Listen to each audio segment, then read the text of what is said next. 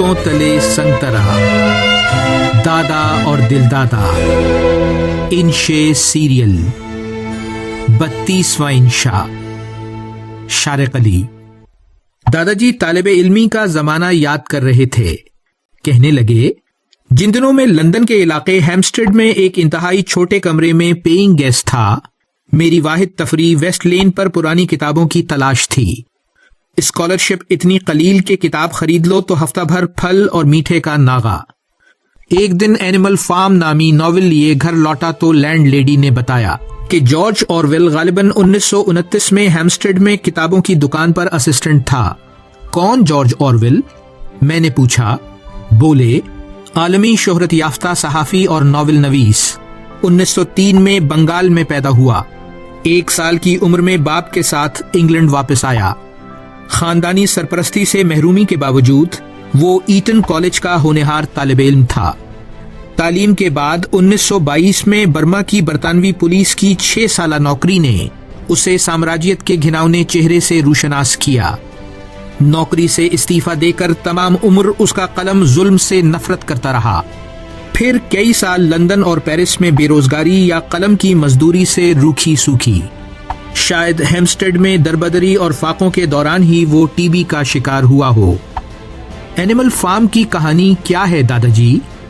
मुस्कुराकर बोले, तुमने कभी सोचा कि फार्म में रहने वाले जानवर हम इंसानों के जुल्म को किस नजर से देखते होंगे? अगर बगावत पर आमादा हो जाएं तो क्या कुछ मुमकिन है? मैनर फार्म के जानवरों की बगावत इस उसूल पर की गई थी कि सब जानवर बराबर हैं। कहानी बढ़ती है तो इस उसूल के तजादात सामने आते हैं। ये किताब फिक्र अंगेज भी है और उदास कर देने वाली भी। ऑरवेल बहुत सादगी और महारत से बज़ाहिर जानवरों की कहानी में रूसी इनकलाब और स्टालिन के दौर का जुल्म और इंसानी सूरत हाल का क्लासिकी बयान करता है। यानी आपा भी पास आ बैठी और बोली, सोशलिस्ट होने के नाते उसने स्पेनिश सिविल वॉर में शरीक होना जरूरी समझा था। वहां उसने कम्युनिस्ट पार्टी को अपने ही कारकुनों के साथ गद्दारी करते देखा। इसी दौरान एक फाशिस्ट की गोली उसकी गर्दन पर लगी, लेकिन वो बच गया। 1940 के बाद उसे तब खुशहाली मुयस्सर आई जब उसने न्यू इंग्लिश वीकली में किताबों पर तबसरा लिखना शुरू किया। फिर बीबीसी की ईस्टर्न सर्विस में मुलाजमत की। काम यह था कि अंग्रेज साम्राज्यत के लिए हिंदुस्तानी हिमायत हासिल करने के लिए प्रोपेगेंडा मुहिम चलाई जाए। वो इस दौर को दुख और शर्मिंदगी से याद करता है। कहता है, आमदनी बहुत अच्छी थी, लेकिन यूं लगता था जैसे मैं गंदे जूतों तले आया हुआ संगतरा हूं। जमीर की आवाज पर 1943 में उसने ये नौकरी भी छोड़ दी। 1945 में एनिमल फार्म की इशाअत ने उसे आलमी शोहरत से हमकिनार किया।